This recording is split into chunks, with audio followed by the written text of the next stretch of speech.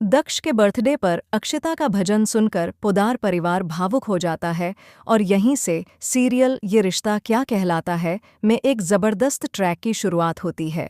आगामी ट्रैक में दिखाया जाएगा कि कैसे विद्या चाहती है कि अरमान रोहित की जगह ले ले, लेकिन अरमान मना कर देता है। इसके बाद पूरे परिवार की जिम्मेदारी उसके कंधों पर आ जाती है। जब पोदार फर्म बंद होने की कगार पर पहुंच जाती है तो अरमान मजबूरी में रोहित की जगह फर्म में काम करने का फैसला करता है। इस ट्रैक में हम देखेंगे कि रूही बार बार अरमान को रोहित समझ बैठती है। उसके दिल में कहीं न कहीं अरमान के लिए भावनाएं पैदा होने लगती हैं। साथ ही यह भी दिखाया जाएगा कि अभीरा रूही की खुशी के लिए पोदार हाउस छोड़ने का निर्णय लेती है और अपनी बेटी के साथ वहां से चली जाती है।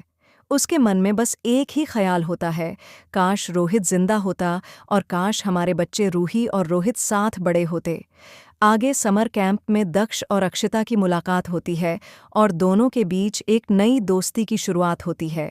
जैसे ही अभीरा को पता चलता है कि दक्ष कोई और नहीं बल्कि रूही और रोहित का बेटा है, उसे रोहित और रूही का प्यार याद आ जाता है।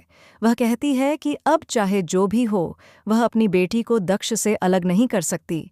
कहानी में एक और बड़ा ट्विस्ट तब आता है जब पोदार हाउस में 5 साल बाद दक्ष का जन्मदिन मनाया जाता है। दक्ष अपने सभी दोस्तों को बुलाता है और इसी दौरान अक्षिता की एंट्री होती है। घर में कदम रखते ही उसके पैर कुमकुम में पड़ जाते हैं और उसके पैरों के निशान फर्श पर बन जाते हैं। दक्ष के बर्थडे पार्टी में सभी लोग खुशियां मना रहे होते हैं। तभी अक्षिता अपनी मम्मी का भजन गाती है। यह सुनकर रूही, जो दक्ष के लिए केक सजा रही होती है, भावुक हो जाती है और उसकी आंखों में आंसू आ जाते हैं।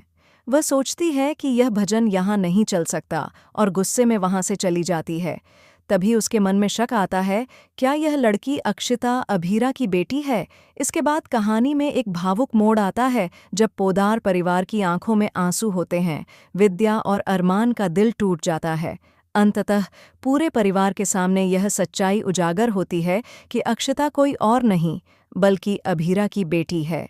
इसके बाद एक और ट्रैक आता है जिसमें अभीरा पोदार हाउस पहुंचती है और कहती है कि मेरी बेटी इस घर में कभी कदम नहीं रखेगी। उसे सिर्फ दक्ष से मिलने आना था। उसे एक गलत फहमी हुई थी। अब यह देखना दिलचस्प होगा कि अरमान और अभीरा अपनी बेटी अक्षिता के लिए क्या कदम उठाते हैं। ये ट्रैक शो में एक बड़ा मोड़ लेकर आएगा। दोस्तों, ये रिश्ता क्या कहलाता है में आगे और भी ट्विस्ट आने वाले हैं।